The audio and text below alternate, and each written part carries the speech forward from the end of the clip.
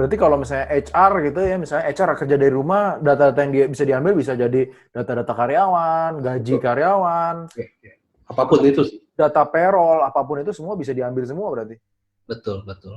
Oke, oke. Berarti cukup cukup ngeri juga ya Pak sebenarnya ya. Dan ini kejadiannya maksudnya bisa terjadi ke siapapun kan? Dari siapapun sih, betul. Asal ada yang iseng dan ini bisa jadi bukan orang Indonesia juga yang lakuin ini. Iya, betul, betul. Dan di Indonesia juga banyak Pak yang emang iseng-iseng untuk kayak begini jadi hacker gini Pak. Jadi sebenarnya ya macam-macam ya. Kalau di Indonesia menurut saya tuh banyak banget sih orang pintar sih. Yang maksudnya berawal dari iseng. Kalau kalau saya lihat ya trennya tuh sebenarnya mereka tuh berawal dari iseng lah ya.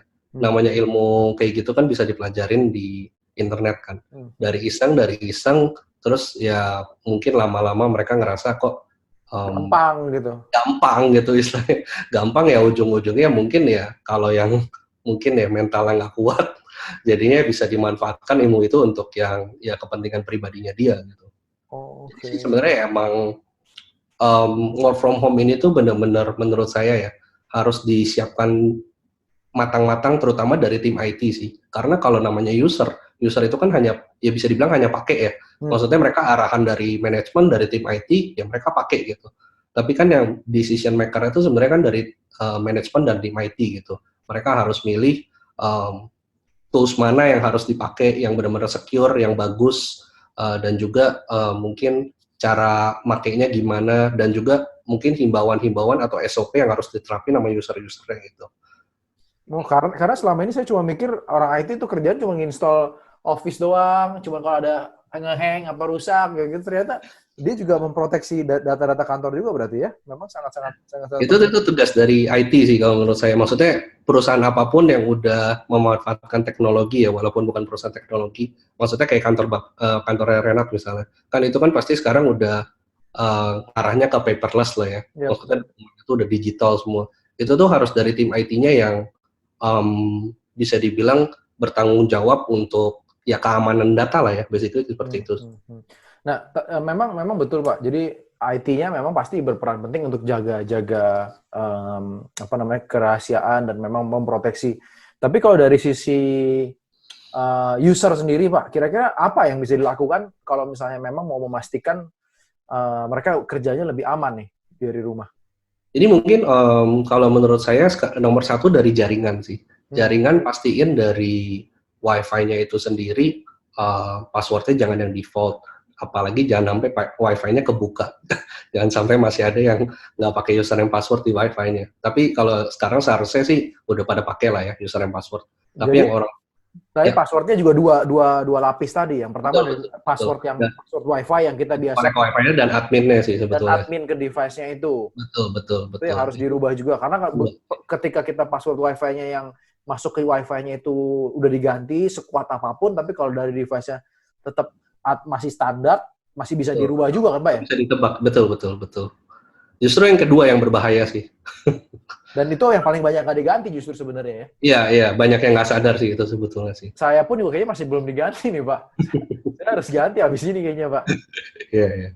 Oke. Terus kedua, di zaman pandemik ya atau COVID-19 ini tuh termasuk saya sih, saya ngerasain sih, kita banyak banget dapat informasi-informasi atau dalam bentuk SMS atau mungkin email gitu, yang sebetulnya tuh spam sih, bukan spam maksudnya itu isinya tuh sebenarnya virus gitu atau malware.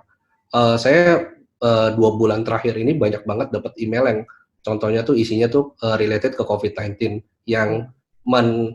apa ya, encourage saya tuh untuk ngeklik gitu. Contohnya, Hmm. contohnya tuh kayak gini. eh ada bantuan tunai misalnya dari pemerintah gitu. Tolong klik link ini untuk ngeklaim, contohnya kayak gitu. Atau mungkin ini akhirnya dari Cina atau US ketemu vaksin. Tolong klik link ini untuk ngelihat rahasianya atau secret sauce-nya. Atau mungkin contohnya kayak yang lagi ngetren lah ya. Misalnya kayak streaming company, contohnya kayak Netflix atau yang lokal kayak iFlix atau apapun itu bilang kayak untuk mendukung work from home ini 1.000 orang pertama register untuk gratis subscribe selama 3 bulan gitu yang encourage user tuh untuk Iya, klik. saya dapat tuh yang Netflix tuh, Pak.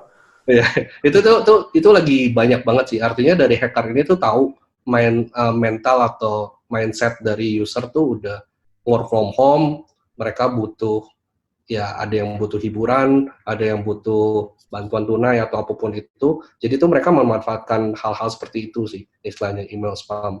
Nah itu dari kita, dari user nih yang udah kerja dari rumah atau dimanapun, itu di zaman sekarang harus lebih hati-hati sih untuk ngeklik hal-hal seperti itu ya, maksudnya ya. Itu lagi banyak sekali sih. Dan lebih banyak Pak daripada biasanya memang. Oh ya lebih banyak, benar-benar lagi banyak sekali sih bisa dibilang.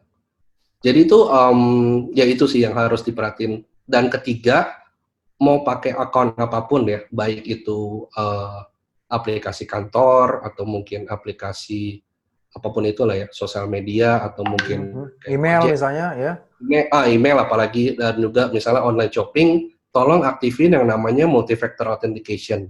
Jadi multi-factor authentication itu contohnya kayak misalnya kalau teman-teman pernah ngalamin habis login terus diminta OTP contohnya, Ya, OTP ya, ya.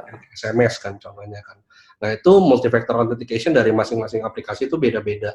Ada yang pakai SMS, ada yang pakai namanya soft token. Soft token tuh kayak internet banking lah ya. Ya, ya, ya. Kan atau 6 digit yang ke refresh tiap 30 detik gitu. Nah itu harus benar-benar diaktifin. Karena apa? Karena di work from home ini kayak yang saya bilang gitu, hacker tuh udah di mana-mana sih. Mereka tuh udah tanam apa ya? Tanam virusnya tuh di mana-mana, dan mereka tuh punya banyak trik untuk nyolong yang namanya username password. Kalau zaman dulu nih sebelum ada work from home, mungkin mereka tuh harus ada effort tambahan gitu untuk nyolong kredensial. Mereka harus menembus ke jaringan internal network dulu, baru mereka ambil username password kan. Kalau ini karena semua dilakuin lewat internet gitu, dan banyak celah tambahan lah ya, bisa dibilang. Itu tuh mereka makin gampang untuk nyolong username password. Once udah kecolong, ya udah ya, impact-nya kayak yang tadi saya sebutin. Makanya kalau ada multi-factor authentication, walaupun mereka berhasil nyolong di username password renat misalnya, passwordnya 1 sampai 6. Tapi kalau ada namanya multi-factor authentication, itu kan berubah terus ya. Kayak 30 detik gitu. Dia tuh nggak mungkin bisa nyolong sih sebetulnya sih. Artinya itu pengamanan ekstra supaya ya bisa dibilang hak akses kita tuh nggak dicolong sih. Berarti ini multifactor ini yang kayak modelnya kalau misalnya itu dikirimin SMS ke handphone gitu-gitu ya Pak? Ya betul, ada beberapa tipe sih. Emang ada yang dikirim SMS rata-rata, tapi ada juga yang kayak Google ya, misalnya kita bisa aktifin Google Authenticator misalnya. Jadi itu aplikasi soft token yang dia bakal nge-generate tokennya 6 digit tiap 30 detik ganti. Contohnya seperti itu sih. Dan balik lagi bahayanya sama juga. Ketika tadi misalnya kita terima email atau terima WhatsApp gitu, misalnya kita buka, itu otomatis kita download virus gitu, dan itu berusaha untuk ngambil data-data kita juga. Betul. Rata-rata virus ya, namanya malware atau virus, mungkin kalian pernah dengar paling terkenal tuh namanya keylogger sih. Jadi keylogger itu suatu virus atau malware yang dia tuh bakal sebenarnya dia aktif terus di dalam laptop kita gitu, dan dia bakal nyatet username password kita saat kita coba akses suatu aplikasi gitu. Jadi sebenarnya ini di laptop kita kalau kita nggak rajin-rajin nge-scan ya pakai antivirus gitu. Jadi kalau ada keylogger ini nih ceritanya udah masuk ke sistem kita gitu, dia tuh bakal jalan kalau kita lagi buka suatu aplikasi yang butuh username password. Contohnya kita buka internet banking, kita buka online shop atau apa, dia tuh bakal ngecatat username password yang ada sih sebetulnya sih. Jadi dengan adanya multi-factor authentication, dan itu karena berubah-berubah, walaupun username password kita kecuri, dari hackernya atau attackernya tetap nggak bakal bisa masukkan sebetulnya, karena ada perlindungan kedua sih. Berarti ada 3 hal yang bisa dilakukan ya Pak. Pertama itu dari sisi jaringannya, kita harus ganti-ganti passwordnya. Terus yang kedua juga memang harus hati-hati ketika terima email atau message yang memang yang fishy gitu, yang aneh-aneh. Yang ketiga juga memang setting multi-factor itu tadi, ketika passwordnya dibikin 2 lapis lah gitu. Ya. Dan juga mungkin tambahan dikit keempat ya, itu kita sebisa mungkin ya, mau pakai laptop kantor, mau pakai laptop pribadi, kita dalam kondisi kayak gini ada baiknya kita update semua sistem sama software sih. Dari OS-nya kita update, kalau misalnya ada patch, kita pakai antivirus misalnya kayak McAfee atau Kaspersky, kita update update, scan. Pokoknya di masa-masa kayak gini tuh kita harus lebih ekstra hati-hati sih sebetulnya sih. Oke. Justru malah lebih hati-hati ya dibanding biasanya ya justru ya. Betul. Nah, mungkin saya ingin masuk ke bagian yang kedua nih, Mas Sel. Kan kemarin kan lagi banyak yang banyak pakai Zoom nih, Pak.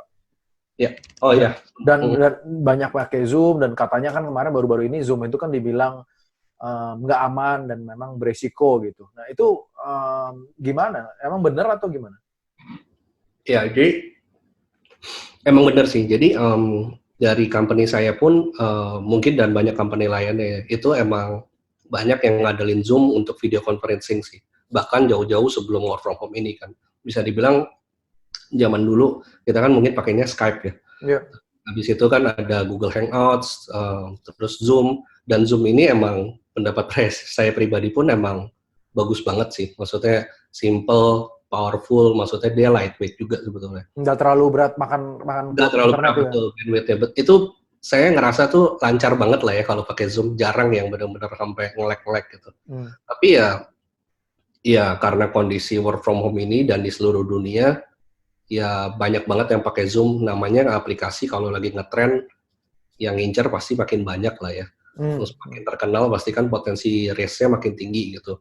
Nah mungkin ya zaman dulu mereka mungkin nggak terlalu kenceng ya security-nya kalau menurut saya. Emang kemarin tuh emang ada kebobolan sih mereka sih. Mereka yang kecolongan tuh data pribadinya, orang yang register tuh kecolongan, termasuk user and password. Dan yang cukup fatalnya sih, video recordingnya itu kan kalau Zoom tuh bisa disimpan di cloud ya. Yeah. Nah itu beberapa recordingnya tuh dicuri sih. Dan cukup banyak itu, kalau nggak salah ratusan ribu. Jadi itu benar sih, itu valid kok. Maksudnya dari Zoom pun, dari CEO-nya udah ngakuin bahwa mereka punya security flaw, dan juga dalam 2 minggu terakhir ini, especially, mereka tuh udah fokus banget untuk selain nge-numble, nge-patch maksudnya, dan mereka increase security-nya, mereka ada ngobrol sama Facebook, sama Google, kalau saya nggak salah. Dan juga gini, jadi kalau dari saya pribadi sih ya, maksudnya ya tergantung dari kebijakan company masing-masing gitu. Yep. Ya kalau misalnya emang ngerasa Zoom itu nggak secure, sebetulnya kan masih ada beberapa pilihan lain kan.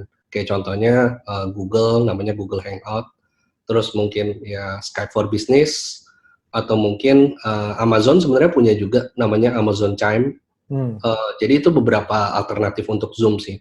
Tapi kalau saya lihat ya, dari yang terakhir sih, mereka udah ngelakuin patch, dan mereka udah kasih beberapa himbauan ke pengguna Zoom sih. Maksudnya supaya hal-hal ini nggak terjadi. Contohnya nomor 1, udah pasti kita harus update ke versi terakhir. Itu pasti harus update ke versi yang terakhir. Kedua, tiap kali kita mau ngadain meeting, itu tuh masukin namanya password. Jadi kalau Zoom kita schedule meeting itu kan bisa masukin password atau enggak kan ya. Nah itu tuh kita harus masukin password.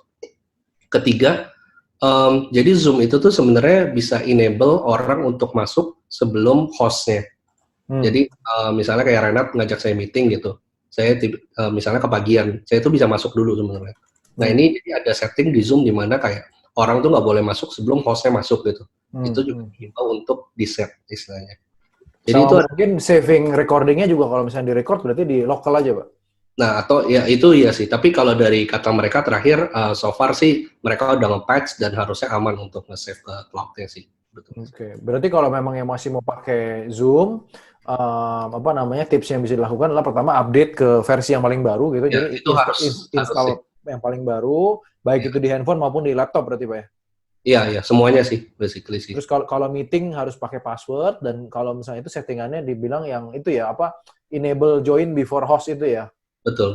Itu harus di iniin ya. Tapi kalau dilihat, memang haruskah kita melihat platform lain, atau memang Zoom itu masih yang lumayan paling baik, Pak, sekarang ini? Dari sisi tadi kan enteng gitu kan, dari sisi itunya. Ya itu pertanyaan bagus. Jadi kalau saya sih ya, kalau saya pribadi ngerasanya sih, saya jujur sejak Zoom ada masalah itu udah cobain beberapa platform lah ya, kayak tadi saya sebutin gitu. Ada juga platform-platform lain yang mungkin bukan nama-nama besar, tapi secara user experience so far Zoom masih yang the best sih kalau buat saya ya. Hmm. Kalau security jujur belum bisa komen karena ya maksudnya ya mereka ada data breach gitu. Terus mereka udah ngelakuin patch, ya let's see sih maksudnya. Kalau misalnya amit-amit emang kena data breach lagi baru ya kalau dari saya mungkin cari alternatif sih. Maksudnya ya namanya company yang lagi booming itu pasti menurut saya masalah tuh pasti ada sih, kena sih. Dan harusnya sih dengan adanya patch ini dan dia udah konsultasi ke beberapa perusahaan IT besar, Lebih harusnya aman lah. aman sih menurut saya ya. Oke, oke.